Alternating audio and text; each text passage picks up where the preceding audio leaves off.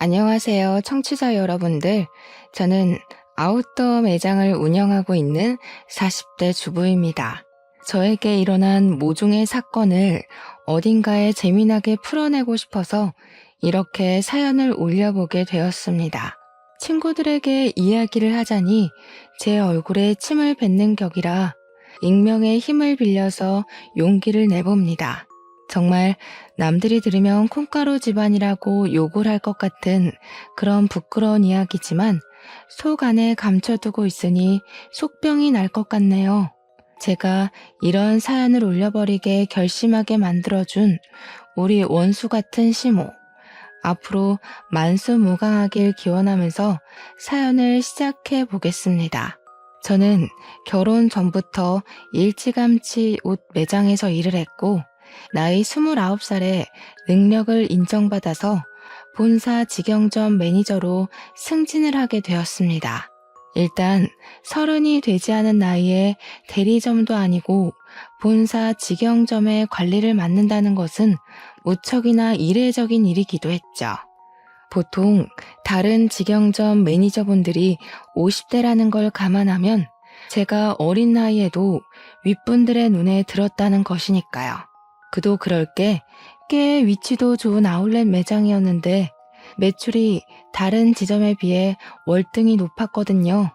그만큼 제가 고객 관리도 잘하고 언변이 좋아서 매장 운영을 잘했다는 뜻이겠죠.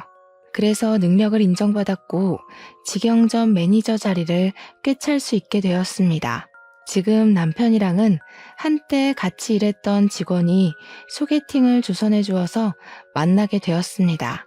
소개팅이라는 매개체로 잘 될 확률이 무척이나 적다고 하던데 저희는 대화가 잘 통했고 서로의 외적인 부분이 마음에 들었고 그래서 잘 이어지게 되었습니다. 연애를 하는 동안에 싸우는 일도 거의 없었고요. 취미도 비슷하고 생활 습관마저 비슷해서 운명의 상대를 여기서 찾았구나 하면서 지냈습니다. 밖에 나가서 몸을 사용하며 노는 것을 싫어했고 집에 콕 들어박혀서 공포 영화를 보는 걸 좋아했고요. 오이는 냄새만 맡아도 둘 다 기겁을 했고 강아지보단 고양이를 더 좋아하는 성격까지 무척이나 비슷했어요. 그렇게 남편과 저는 연애를 3년이나 했고 나이가 차고 혼기가 다가오자 결혼을 하기로 약속했습니다. 그때까지만 해도 우리의 미래에는 꽃길만 가득할 거라 믿어 의심치 않았습니다. 성품이 바르고 심성이 착한 남편에게 그런 시어머니가 존재할 거라는 생각을 전혀 하지 못했기 때문이죠. 제 인생의 변수 같은 예상치 못한 일이 벌어지기 시작한 건 결혼 허락을 받기 위해 처음으로 시댁에 인사를 드리러 간 날부터 시작이 되었습니다. 남편에게 살짝 언지를 듣긴 했지만 시모의 성격이 그렇게까지 소위 말하는 대박인 사람일 줄 몰랐거든요. 안녕하세요 하고 처음 인사를 드리고 시댁 현관에 발을 들이밀자마자 시모가 딱 그러더라고요. 너는 오늘 손님으로 온 자리니까 손 하나 까딱하지 말고 있어라 하고요. 그 말이 무슨 뜻이겠어요? 오늘은 손님이니까 가만히 있더라도 다음부터는 아니니까 분주하게 움직여라 이 소리 아니겠나요? 더 대박인 건 남편보다 먼저 결혼한 남동생이 있었는데 그러니까 동서. 저한테는 동서되는 사람한테 이것저것 죄다 시키더라니까요. 네 형님 될 사람이 오니까 분주하게 일을 하라면서 동서한테 일일이 시키는데 시모는 손 하나 까딱 안 하고 옆에서 지시만 내리더라고요. 살얼음판 걷는 듯한 기분이 들고 속으로 와 이거 큰일 났다. 시집살이 대박으로 시키는 거 아닌가 하면서 눈치만 봤죠. 그런데 더 대박인 건 그런 시모에게 한마디도 지지 않는 동서였다는 거죠. 진짜 보통이 아닌 수준이다 하고 느꼈는데 이 기센 사람들 사이에서 나는 살아남을 수 있는 건가 싶었습니다. 시모가 동서한테 간이 싱겁다 하면 동서는 어머님 소금 주세요. 시모는 동서 째려보면서 거기 있다 하면 손이 안 닿아요. 고춧가루는요? 거기 있잖니. 계란도 좀 꺼내주시고요. 너는 손이 없어 발이 없어? 하면서 둘이 말싸움을 하더라고요. 시모가 이래라 저래라 하면 동서는 그거 주세요 저거 주세요 하고, 시모가 네가 직접 가져가라 하면 동서는 저 그거 어디 있는지 몰라요 하고, 둘이 무슨 꽁트 찍는 것처럼 대화를 하는데, 웃긴 건 동서는 정말 시모를 보조원처럼 부려먹으면서 집안일을 하더라고요. 그 정도면 누가 누구 수발을 들고 있는 건지 헷갈릴만 하더라고요. 저는 그 사이에서 약간 체하는 기분을 느끼며 이 난간을 어찌 헤쳐가야 할까 고민을 했죠. 다행스럽게도 동서가 아주 쿨한 성격을 가진 여자였다는 거죠. 밥 잘 먹고 이야기 잘 나누고 집에 간다고. 남편이랑 저랑 서방님네랑 다 같이 나왔는데 동서가 저를 슬며시 잡더라고요. 형님 되실 분이니까 터놓고 이야기할게요. 절대로 기죽으시면 안 되고요. 또박또박 싸워서 이기셔야 돼요. 우리 시모가 발 뻗을 곳 보고 뻗는 분이시거든요. 처음에 제가 비위 다 맞췄는데 그러다가 호구 잡혔어요. 한번 대판으로 싸운 다음에서야 저한테 뭐라고 안 하시거든요. 오늘은 형님 온다고 일부러 기세 보이고 싶다고 저러신 거고요. 평소에는 저한테 한마디도 못 하시거든요. 그니까 형님도 저처럼 드세게 나가셔야 돼요. 어려우면 연락 주시고요. 그렇게 자기 할 말 쏙 하고 가더라고요. 순간 제 머릿속에 시모를 들이받으라고? 이게 무슨 콩가루 같은 이야기지? 했어요. 동서가 정말로 저를 걱정해서 말해주었던 진심이라는 걸 그때는 잘 몰랐죠. 그 이후에 상견례를 했고 양가가 서로 합의 잘 이루어진 상태로 결혼 준비를 끝냈고 무난한 결혼식을 올리게 되었습니다. 근데 보통 결혼식 하는 날 신부 대기실에는 신부 지인들만 들어오지 않나요? 친구들이랑 이야기하고 사진 찍고 그러고 있는데 시모 지인들이 싹 들어와서는 저한테 돗대기 시장처럼 시끄럽게 말을 시키는 거예요. 며느리가 아웃도어 매장을 운영한다고? 하면서 자기네들이 시모의 산악 동호회 친구들이라고 하더라고요. 우리 시모 취미가 산을 타는 것이었는데 아웃도어 매장을 운영하는 며느리가 들어왔다고 싸게 살 수 있다고 자랑을 하셨나 보더라고요. 옷을 좀 할인해달라고 일부러 찾아와서 저한테 말을 건 것이었죠. 제가 운영하고 있는 매장이 직영점이라서 본사에서 내려온 할인율만큼만 할인을 해줄 수가 있었거든요. 기본적으로 아울렛 매장이라 깔리고 들어가는 할인율도 있었고요. 저는 뭐 땅 파서 장사하는 것도 아닌데 제가 맘대로 할인을 해줄 순 없죠. 굳이 신부 대기실까지 찾아와서 할인 이야기 꺼내고 가는 시모 지인들도 무척이나 별로였어요. 그거 하나 딱 찝찝한 거 남기고 결혼식 잘 하고 저희는 바로 신혼여행지로 떠났습니다. 남편과 저는 평소에 가볼 수 없는 곳으로 신혼여행을 가자고 약속을 했고 그 장소는 바로 약속의 땅 뉴질랜드였습니다. 뉴질랜드가 워낙 자연 경관이 거대하고 멋있고 또 산을 걷는 트레킹이 유명한 나라잖아요. 남편이랑 같이 트레킹 관광을 나섰는데 거기서 엄청 좋은 트레킹화를 팔고 있더라고요. 큰 마음 먹고 제 거랑 남편 거 사면서 시모가 산악 동호회를 한다고 했으니까 시부모님 드릴 신발도 한 켤레씩 샀습니다. 당연히 한국까지 전화를 해서 신발 사이즈 물어보고 샀죠. 귀국을 해서 시댁에 신발을 딱 가져가니까 시부가 너무 마음에 든다고 좋아하시더라고요.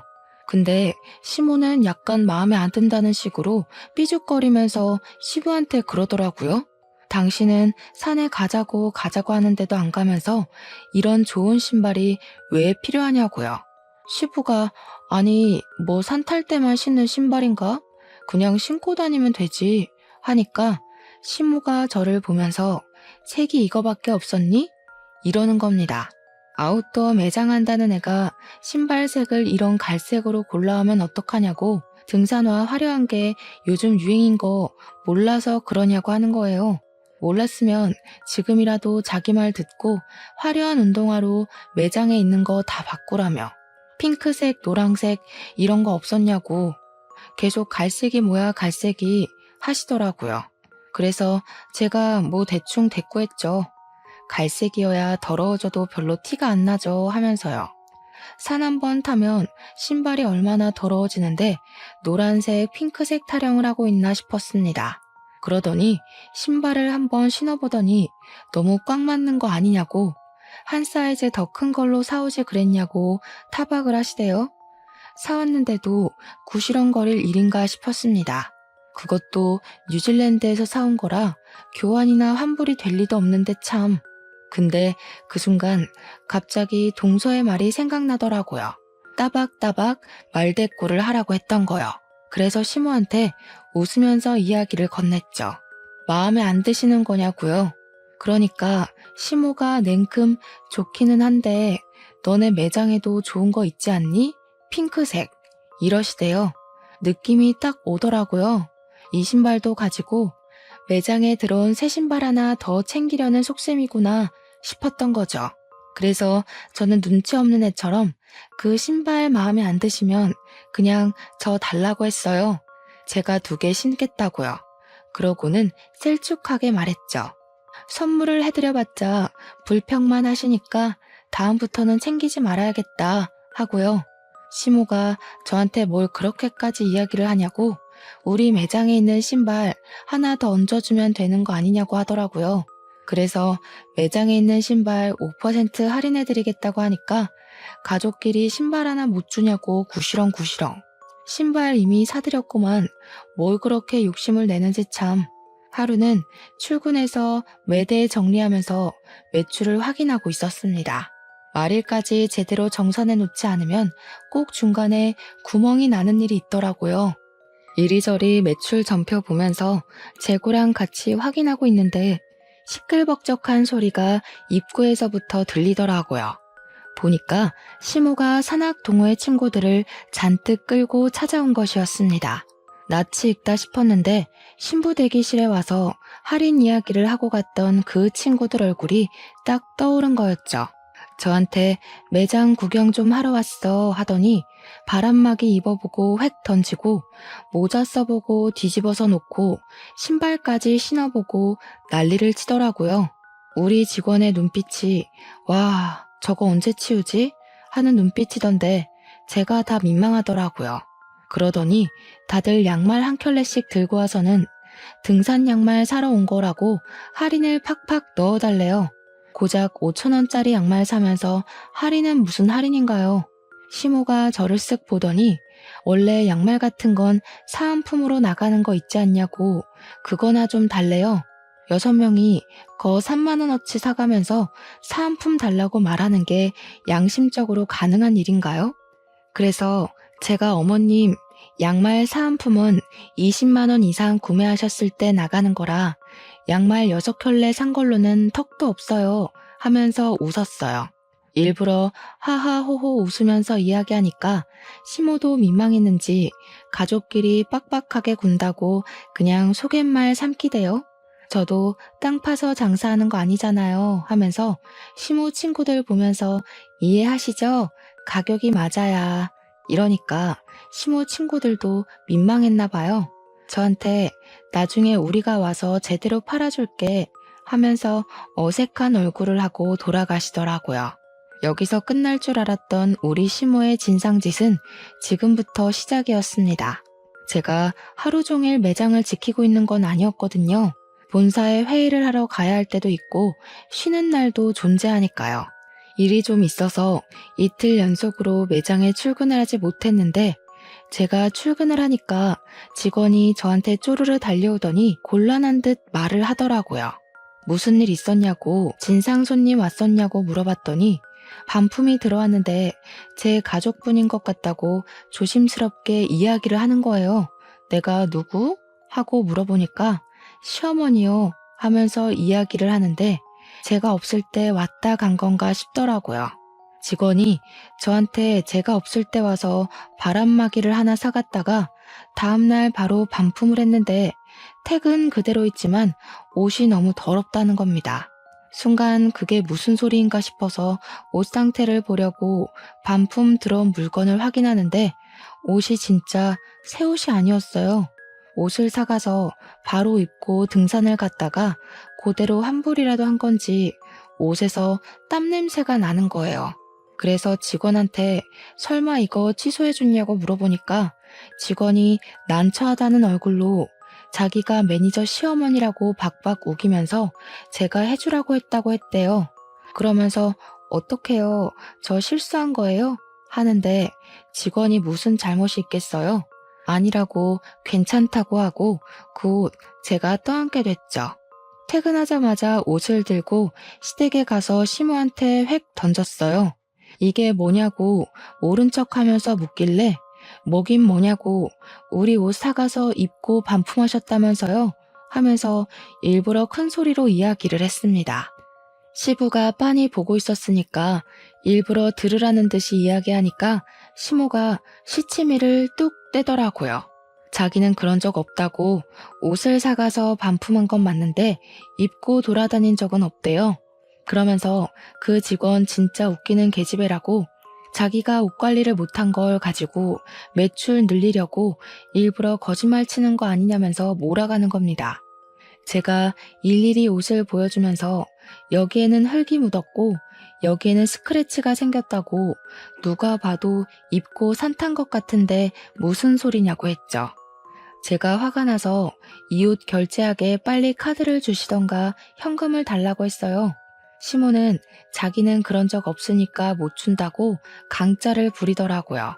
원래 소비자 보호법에 의거해서 14일 이내로 환불되는 거 아니냐고 진상을 부리는 겁니다. 그래서 그거는 옷이 상하지 않았을 때 이야기고 지금은 상했으니까 해당 사항 없다고 돈 달라고 했어요. 씩씩거리면서 죽어도 못 준다는 식으로 이야기를 하는데 듣고 있던 시부가 무슨 그런 파렴치한 짓을 하냐고 저한테 현금을 주시더라고요. 시부라도 정상이라서 다행이지 시모의 진상짓은 넌덜머리가 났습니다. 저한테 가족끼리 왜 그렇게 빡빡하게 구냐며 대충 세탁해서 팔면 되지 하는데 열이 오르더군요. 그러고 한동안 조용한 것 같더니 한 달 뒤에 제가 쉬는 날 우리 시모가 와서 옷을 또 사가지고 가서는 반품을 했대요. 직원한테 이번에도 옷이 더럽냐고 물어보니까 그건 아닌데 하면서 말꼬리를 흐리더라고요. 무슨 일이냐 하니까 옷을 30만원치를 사가서 바로 반품을 하긴 했는데 사은품으로 증정되는 등산 모자랑 양말은 쏙 빼놓고 환불했다는 겁니다. 그거는 사은품이니까 자기 거 아니냐고 사은품까지 반납을 해야 하는 거냐 어차피 증정품 아니냐 하면서 안 주더래요. 양말하고 모자는 이미 자기가 신었으니까 그냥 자기가 갖겠다고 하면서 매니저 시어머니야 했다는 겁니다. 당연히 그 말을 듣는데 제가 열이 받지 않겠습니까? 또 시댁으로 찾아갔죠. 신부가 보자마자 이번에는 안 입고 반품했다고 당당하게 말하길래 사은품은 왜 챙겨가서 돌려주지 않냐고 했습니다. 사은품이요. 저희도 공짜로 나눠주는 거 아니고요. 매장에서 돈 주고 사서 고객들한테 감사한 마음에 드리는 거예요.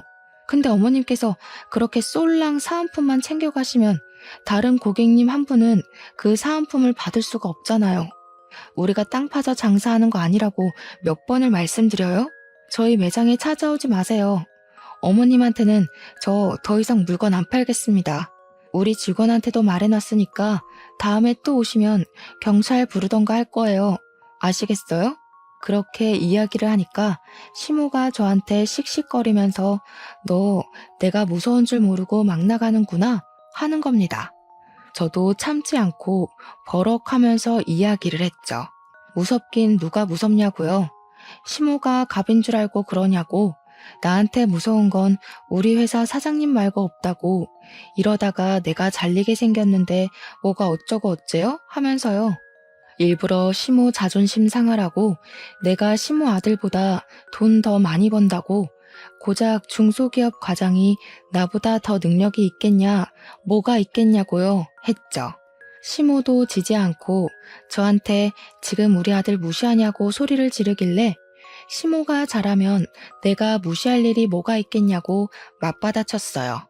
시모가 나한테 잘하면 나도 당연히 시모 아들한테 잘하지 않겠냐고 하니까 입만 삐죽이고 아무 말도 못하더라고요. 옆에서 보고 있던 시부가 저한테 말 잘했다고 시모한테는 왜 안 하던 짓을 자꾸 해서 며느리 쪽팔리게 만드냐고 한 소리 하셨어요. 시모가 시부를 보면서 이 집안에 자기 편은 하나도 없다고 밖에 나가서 자기 편 만들어 와야겠다고 하더라고요. 이걸 그냥 나만 알고 있어야 하나 고민을 하다가 결국 동서한테 전화를 걸어서 이야기를 했죠. 그러니까 동서가 엄청 잘한 거라고 그렇게 100번을 말해야 겨우겨우 알아듣는다고 하더라고요. 자기는 백화점 속옷 매장에서 일을 했었는데 결혼하고 얼마 되지 않아서 팬티를 사가서 입어놓고는 환불을 하러 왔대요. 동서가 입던 팬티는 환불 안 된다고 고래고래 소리치면서 이야기를 했더니 그제야 쪽팔린 줄 알고 돌아갔다고 했대요. 백화점 매장에 블랙 컨슈머로 등록까지 시키고 백화점에서 따로 관리 대상으로 분류하게 했더니 그제야 찾아오지 않더라며. 와, 너무 충격적이지 않나요? 입던 팬티를 환불하러 오는 게 말인지 방귀인지 상상 초월이었습니다. 그렇게 제 말을 잘 알아들은 줄 알았던 시모는 제가 쉬는 날 골라서 또 매장에 찾아왔더라고요. 도대체 어디에 신복을 숨겨놓은 건지 제가 쉬는 날은 기가 막히게 알고 찾아오더라고요. 이번에는 남성용 등산화랑 남성용 등산용품을 몇 개 사가길래 직원이 주시하고 있었다고 하더라고요. 근데 의외로 환불이 들어오지 않았고 가격도 후려치지 않고 제값 주고 사갔다고 이야기를 하더라고요. 그래서 저는 시모가 웬일이지 남성용 등산용품은 왜 사간 거지 싶었죠. 시부가 등산에 취미가 없어서 시모 혼자 친구들이랑 다니는 거였거든요. 이제 시부도 등산을 가나 싶어서 부부가 같이 취미 생활을 하시려나 보다 이건 좀 부럽다 하면서 생각을 했죠. 우리 남편이랑 저랑은 아무래도 시간이 잘 맞지 않아서 결혼 이후에는 취미 생활을 즐기지 못했거든요. 어차피 밖에 나가서 몸을 쓰는 취미 활동을 하는 것도 아니긴 해서 집에서 영화나 보고 게임이나 하고 하는 게 전부지만요. 시부모님이 매번 싸우기만 하는 줄 알았는데 취미 생활을 같이 한다고 하니까 부러웠죠 뭐. 시모가 오랜만에 가족들 한데 모여서 밥 먹자고 하길래 시댁에 방문을 했는데 저는 매장을 운영하는 사람이니까 딱 보면 알잖아요. 등산화 모델명만 봐도 어떤 신발인지 눈에 들어오는 그런 안목이요. 분명 신발도 사가고 용품도 사갔는데 현관에서 신발장을 둘러보는데 그 신발이 없더라고요. 그래서 뭐지? 싶어서 시모한테 남성용 등산화 사가셨다고 들었는데 아버님이랑 등산 다니시는 거 아니었어요? 하고 물어봤죠. 시모가 순간 당황해하면서 아니라고 그거 우리 동호회 사람이 생일이어서 선물하려고 산 거였다고 하더라고요. 우리 시모 같은 짠순이가 20만 원짜리 신발을 선물한다는 게 무척이나 의외였습니다. 그래도 뭐 같이 등산 다니고 돈독한 친분이 있는 사람이면 그럴 수 있겠다 싶었죠. 근데 사건이 와장창 터지고 만 것입니다. 2달 뒤에 시부가 남편한테 연락을 해서는 신세한탄을 하면서 시무랑 이혼을 하기로 했다고 통보를 했대요. 그 이야기를 전해 들은 저와 서방님네는 놀래서 시댁으로 찾아갈 수밖에 없었죠. 두 분이 방금 전까지 싸운 건지 씩씩거리면서 문을 열어주는데 남편이 다짜고짜 이혼이 무슨 소리냐고 물어봤어요. 그러니까 시부가 부들부들 떨면서 네 엄마 바람났다 하면서 사진을 보여주더라고요. 시무가 웬 남자랑 같이 팔짱을 끼고 등산을 하고 같이 차를 타고 저수지에서 낚시도 하고 커플룩으로 차려입고 데이트를 하는 사진들이었습니다. 그러면서 시모가 소름 끼친다고 이런 걸 따라다니면서 어떻게 사진을 찍을 생각을 하냐고 당신 의처증이냐고 화를 내대요. 그 사진을 보는데 등산복이며 등산화며 용품이며 너무나도 눈에 익은 물건들이 있더라고요. 우리 매장에서 사갔던 그 용품들이며 옷이며 알고 보니 내연남한테 사주려고 반품도 안 하고 제값 주고 사간 것이었습니다. 제가 어이가 없어서 이거 다 저희 매장에서 사간 물건이네요 하니까 시모가 뭘 그런 걸 입 밖으로 꺼내냐면서 성질을 부리더라고요. 시부가 눈 돌아가지고 당신 미쳤냐고 며느리 매장에서 내연남 줄 선물을 사가? 이러더라고요. 당장 이혼하자고 당신 같은 여자랑 하루도 더 살고 싶지 않다고 진절머리를 치셨습니다. 그러자 시모가 놀래서 아니 당장 자기 보고 어딜 가서 살라고 이혼을 하자는 거냐고 소리를 꽥 지르니까 시부가 자기 알 바 아니래요. 내연남 집에 가서 살든 밖에 나가서 얼어 죽든 마음대로 하자고 당장 우리 집에서 나가라고 내연남이 호랩이라며 하더라고요. 그 집 가서 엄마 노릇하면서 하하호호 살면 되겠네 하는데 부부싸움 살벌하게 하시는 거 있죠? 시모가 자기가 못할 것 같냐면서 자식들이 말리기도 전에 짐을 싸서 획 나가버렸어요. 물론 아무도 말릴 생각이 없긴 했지만요. 남편이고 도련님이고 시모의 바람이 무척이나 충격이었나 보더라고요. 결국 두 분 나이 67세에 협의 이혼을 했고요. 위자료랑 재산 분할은 그냥 없는 셈 치고 이혼만 하기로 했다고 하셨습니다. 그리고 정말 충격적이게도 시모는 진짜 내연남의 집에 들어가서 살림을 차렸다는 겁니다. 우리 남편이 전화해서 어디서 뭐 하면서 살고 있냐고 아빠한테 지금이라도 싹싹 빌고 집에 들어가라고 연락을 했더니 시모가 웃더래요. 자기가 왜 그래야 하냐며 너무너무 행복해서 미칠 것 같다고. 더 충격적인 건 내연남의 딸을 우리 딸 하면서 부른다는 겁니다. 우리 딸이랑 데이트도 하고 딸 키우는 재미가 있다면서 너도 새아빠 한번 만나볼래? 하면서 남편한테 이야기를 했대요. 남편이 식겁을 해가지고 누가 새아빠냐고 화를 내니까 자기랑 내연남이 결혼하면 너한테 새아빠 되는 거지 했대요. 남편은 우리 엄마가 그런 사람인지 몰랐다면서 충격에 부들부들 떨었죠. 그런데 더 충격적인 건 아직 남아 있습니다. 시모가 어느 날 우리 부부하고 서방님네 부부를 불러서 같이 밥 먹자고 식당에 데려가셨어요. 좀 고급진 그런 식당 있잖아요. 룸으로 딱딱 막혀있는. 불러서 나갔더니 거기에 시모만 있는 게 아니라 웬 여자랑 시모 내연남이 떡하니 자리 잡고 있더라고요. 시모가 그 여자애한테 인사하라고 너네 오빠랑 올케 언니들이야 하면서 우리 보고는 얘가 신우되는 아이니까 친하게 지내라고 하는 겁니다. 우리 넷은 자리에 앉지도 못하고 어이가 없어서 숨만 쉬고 있었는데 시모가 그러더라고요. 오늘 너네 새아버지 생신이시거든. 자식들하고 며느리하고 자랑도 좀 할 겸 친해지라고 불렀어. 아이고 든든한 아들이 둘이나 생겨서 노후 걱정 없이 편안하겠어. 둘이 북치고 장구치고 다 하는데 정신 나간 거 아닙니까? 우리 남편이 열이 받아서 눈에 핏발을 세운 채로 이야기를 했죠. 누가 누구 노후를 책임진다고 이런 개소리를 정성스럽게 하십니까? 어머 얘, 못 배워먹은 사람처럼 새아버지한테 그게 무슨 말버릇이니? 당장 사과드려. 남편이랑 서방님은 사과는 무슨 얼어 죽을 사과냐고 이런 자리인지 모르고 나온 거니까 두 번 다신 이런 자리 만들지 말라고 엄포를 놓았습니다. 한 번만 더 이런 경우 없는 짓 하면 신모고 나발이고 인연 끊겠다고 선언을 했죠. 뒤돌아서 나오는데 시모가 막 뛰어나오더라고요.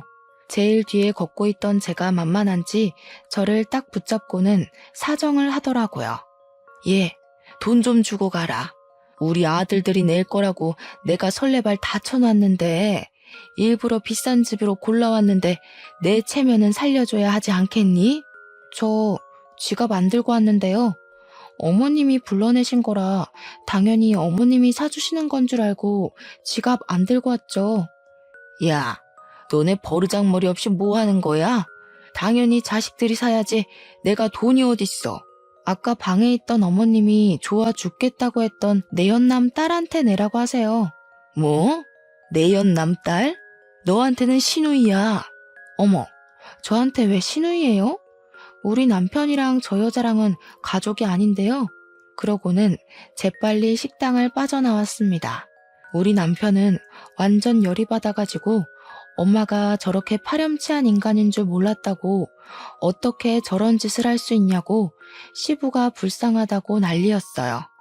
그런데 여기서 일이 끝났으면 제가 사연을 쓰지도 않았겠죠. 더 파렴치한 일은 그 뒤에 벌어지게 되었습니다. 제가 글쎄 생각지도 못했던 갑상선암에 걸리게 된 것입니다. 임신을 준비하던 도중 수치가 이상하다는 종합검진 결과에 놀라서 큰 병원을 찾아가니 갑상선암이라고 하더라고요. 물론 완치율도 높고 다른 사람들보다 훨씬 더 빠르게 발견을 하게 되어서 수술만 하면 괜찮을 거라고 하더라고요. 평생 약을 달고 살아야 해서 한동안 임신 계획은 가지면 안 된다고 했지만 그 이외에는 아무 문제도 없을 거라고 저를 안심시켜 주었습니다. 의사의 조언에 따라서 수술 날짜까지 빠르게 잡고 났는데 그래도 제가 암이라는 사실은 변하지가 않잖아요. 남편과 저는 한동안 마음을 추스르느라 바빴습니다. 치료와 수술을 해야 하는 바람에 어쩔 수 없이 한동안 일을 쉬어야 하는 처지에 달했고 매장 관리는 결국 다른 사람에게 넘기게 되었습니다. 본사에서는 수술 이후 경과가 좋아지면 다른 매장을 주겠다고 했지만 제 첫 매장이다 보니 애착이 가는 건 어쩔 수 없었어요. 그래도 피곤하면 안 되고 컨디션 조절을 잘 해야 한다고 해서 일을 할 수 없게 되었죠. 인수인계까지 마치고 본격적으로 치료가 시작되는 주까지 일을 도와주기로 했습니다. 본사에서는 일단 퇴직을 하게 되는 것이라 퇴직금까지 받아갈 수 있었습니다. 집에서 쉬려고 하니까 영 좀이 쑤시더라고요. 그런 와중에 무슨 일 때문에 매장을 방문했는지 모르겠지만 시모가 또 그 매장에 방문을 했나 보더라고요. 직원에게 연락이 왔는데 당당하게 들어가서 내가 여기 매니저 시어머니인데 했다는 겁니다. 그런데 매니저가 변경이 되었잖아요? 새로 들어온 매니저가 저는 시어머니가 없는데요? 한 거죠. 시모가 놀래서 우리 며느리 어디 갔냐고 하니 직원이 모르셨냐고 몸이 안 좋아서 퇴직을 하셨다고 이야기를 한 겁니다. 저한테 혹시 실수한 거 아니냐고 연락이 온 건데 그냥 잘했다고 했어요. 시모는 머리를 그때부터 굴리기 시작했나 봐요. 쉬는 것도 아니고 퇴직이라고 하니까 어디 아파도 단단히 아프구나, 죽을 병이라도 걸렸나 싶었던 거죠. 우리 남편한테 전화해서는 걱정스러운 말투로 우리 며느리 어디가 아픈 거냐고, 큰 병이냐고 꼬치꼬치 캐묻고 난리를 쳤대요. 며느리 건강 걱정 한 번 안 할 것처럼 굴던 사람이 막 걱정돼 죽겠다고 이야기를 하니까 남편도 마음이 좀 풀어졌나 봐요. 큰 병은 아니라고, 초기에 발견해서 수술만 하면 된다고, 갑상선암이라고 이야기를 한 거죠. 그러니까 걱정 마시라고, 다 괜찮아질 거라고 이야기를 했더니 그제야 아 그러니? 알겠다 하고 전화를 뚝 끊더래요. 걱정했던 것 치고는 너무 빠르게 알겠다고 하고 전화를 끊어서 좀 찝찝하다고 하더라고요. 알겠다고, 시모한테 연락 오면 말해주겠다고 남편에게 이야기를 한 뒤 집안일을 좀 하고 쉬고 있었어요. 그런데 딱 타이밍 좋게 시모한테서 연락이 온 거죠. 아무렇지 않게 여보세요 하고 전화를 받으니까 시모 목소리가 들떠서 전화를 했더라고요. 예, 우리 아들이 그러는데 너 갑상선암이라며? 내가 좀 알아보니까 그거 수술비도 별로 안 비싸고 예후들도 다 좋다고 하더라. 거기다가 너 퇴직금까지 빵빵하게 받고서는 일 그만뒀다고 하더라. 어디 아픈 데는 없냐, 몸은 좀 괜찮냐 물어볼 줄 알았는데 영 딴소리만 나오길래 그래서요? 하고 대꾸를 했죠. 그러니까 전화로 할 이야기는 아닌 것 같다고, 이따가 집으로 찾아오겠다고 하고 끊더라고요.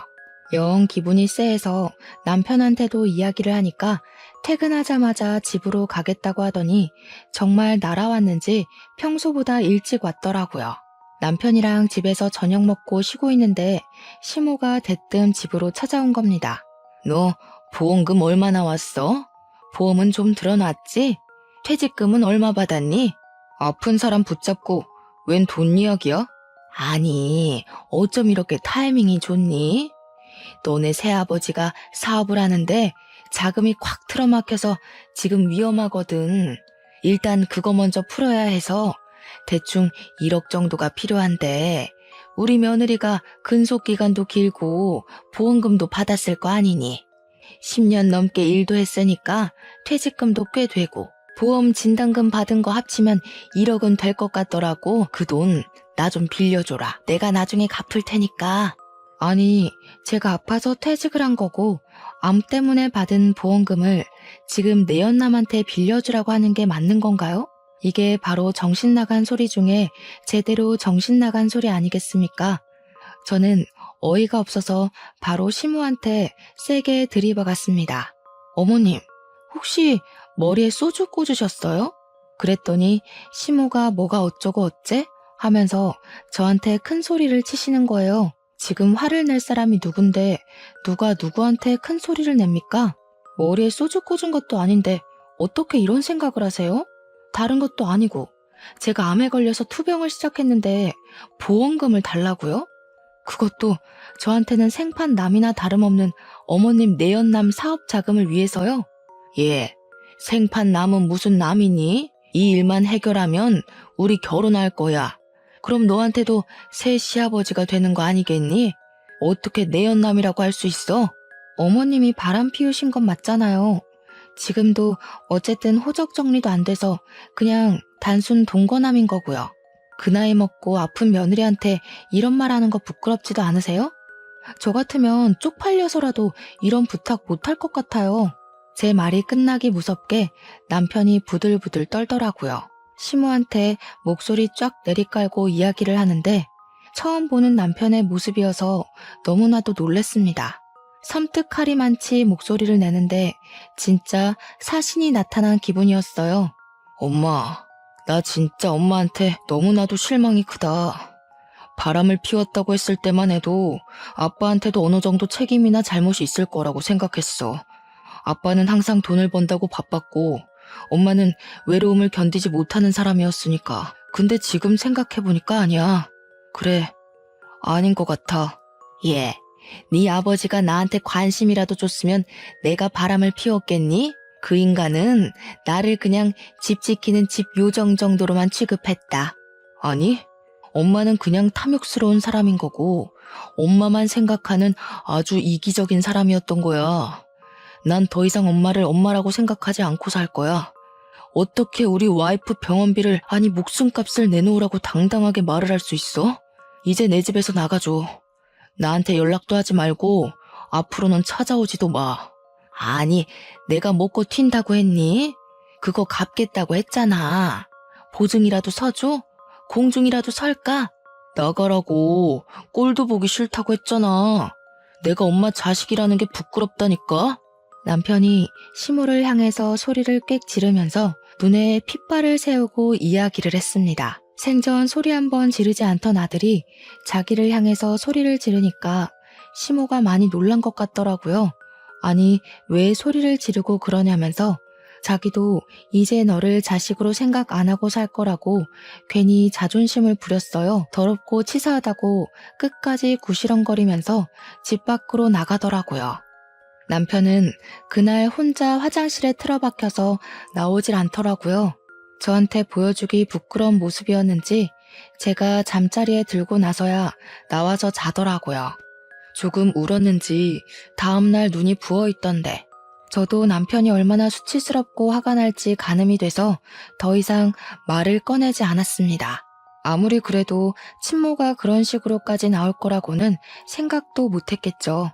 옆에서 지켜보는 저도 사람이 아니다 싶었는데 친모를 바라보는 우리 남편은 얼마나 속이 터졌을까요? 저는 말없이 남편 옆을 지키면서 힘이 되어주기로 했죠. 제가 암과 싸우면서 남편이 제 옆을 지켜주기로 한 것처럼요. 그리고 며칠 뒤에 동서에게서 연락이 왔습니다. 형님, 시모가 1억을 빌려달라고 저한테 찾아왔던데 형님한테도 그랬어요? 그거 빌려준 거 아니지? 어쩜 그 부탁을 동서한테까지 찾아가서 했대? 형님, 저희가 여윳돈 1억이 어디 있겠어요. 저한테 뭐라는 줄 아세요? 형님 암 보험금이랑 퇴직금 달라고 했더니 인연을 끊자고 했다면서 형님이랑 아주버님이랑 아주 쌍으로 못된 것들이라고 당당하게 이야기를 하시더라고요. 남편이랑 저랑 그 소리 듣고 정신 나간 거 아니냐고, 남편이 노망났냐고 썩 꺼지라고 했지 뭐예요? 우리 남편은 앞으로 얼굴 안 보고 살 거라고 연락도 하지 말고 찾아오지도 말라고 했어. 동선에는 우리도 똑같아요. 이미 아주버님이 남편한테 미리 이야기를 했었나 봐요. 돈 빌려달라고 찾아오면 집에 들이지도 말고 쫓아내라고요. 우리 남편이 아주버님 말이라면 껌뻑 죽잖아요. 집에 들어오지도 못하고 쫓겨나셨어요. 저는 동서한테 그래 다행이다, 잘했어 하고 칭찬을 해줬습니다. 우리 부부는 시모를 없는 사람이다 생각하고 지내기로 했다고 동선에도 그렇게 하라고 전했죠. 그러니까 동서가 마지막으로 딱 그 말을 하대요. 사람이 욕심부리고 이기적으로 굴면서 자기 생각만 하고 살 때 알아봤어야 했다고요. 그렇게 통화를 마무리하고 나서 저도 마음을 완벽하게 비웠습니다. 그 뒤로 한동안 조용했던 일상을 보내고 수술을 받고 회복을 하던 와중이었습니다. 수술 후 2개월이 지나기도 했고 오랜만에 시부한테 반찬이나 가져다 드리려고 보자기에 반찬통을 싸서 시댁에 찾아갔어요. 그런데 시댁 문간 앞에서 시모가 울고불고 그러고 있더라고요. 문은 꽉 닫혀 있고. 시모가 저를 쓱 보더니 퉁퉁 부은 눈으로 반찬 싸들고 온 거냐고 잘됐다고 문 좀 열어보라고 하더라고요. 제가 미쳤다고 시부가 닫아둔 문을 열겠습니까? 바로 경찰을 불렀습니다. 경찰차가 요란한 소리를 내면서 찾아왔고 시모는 저한테 네가 부른 거냐고 사색이 되어서 묻더라고요. 집 앞에 경찰차가 오고 소란스러워지니 그제야 시부가 문을 열어줬어요. 저한테 경찰 부른 거야? 하길래 네 했더니 시부가 잘했다고 칭찬을 해주셨습니다. 경찰 양반, 저 망할 옆에 내가 남의 집에 주거 침입하려고 했으니 잡아가시오. 아니 여보, 남의 집이라니. 어떻게 이 집이 남의 집이야? 우리 집이지. 오호, 이혼을 했으면 남이지. 그 동거남은 어쩌고 여기 와서 같이 살자고 한 번만 봐달라며 울고불고 빌어? 경찰분들 수고 많으십니다. 저 옆에 내 당장 데려가서 가둬버리쇼. 경찰은 이미 신고가 들어왔고 주거 침입이라는 명분이 있어서 어쩔 수 없다며 시모를 끌고 가셨습니다. 저는 시부한테 반찬을 잘 전해드리고 집으로 돌아왔고 그날 저녁 시부에게서 연락이 왔어요. 경찰이 조사를 끝냈다고 시부한테 연락을 주면서 사건의 전말을 알게 되었습니다. 시모는 결국 1억을 구하지 못했고 내연남은 시모한테 온갖 난리를 떨면서 쫓아냈다고 하더라고요. 알고 보니 내연남도 1억을 구해다 주겠다는 시모의 말에 속아서 같이 동거를 했던 거라고 하더군요.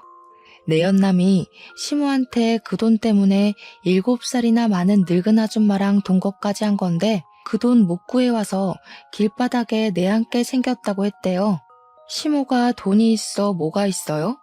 시부한테 원룸이라도 얻어달라고 사정사정을 했다는데 시부가 그것도 거절했대요. 나중에 듣기로는 지방에 있는 친척네 집으로 갔다는 것 같은데 별로 궁금하지 않더라고요. 시부도 그렇고 우리 남편도 서방님도 강다니는 사람이라서 일이 확실하게 해결됐지 아니었으면 시모가 누울 자리 보고 뻗었겠죠. 저는 암 수술은 무사히 완벽하게 제거되었고 의사 선생님이 경과가 좋아서 2, 3년 지나면 임신 계획을 세워도 좋을 거라 했습니다. 남편과 저는 하루빨리 이제를 만들고 싶어서 시간이 흐르기만 기다리고 있어요. 우리 가족에게 새 생명이 찾아와 더욱더 화목해지길 기대해 봅니다. 제 이야기를 여기서 마치도록 할게요. 오늘도 고생하셨고 수고하셨고 또 좋은 하루 보내세요.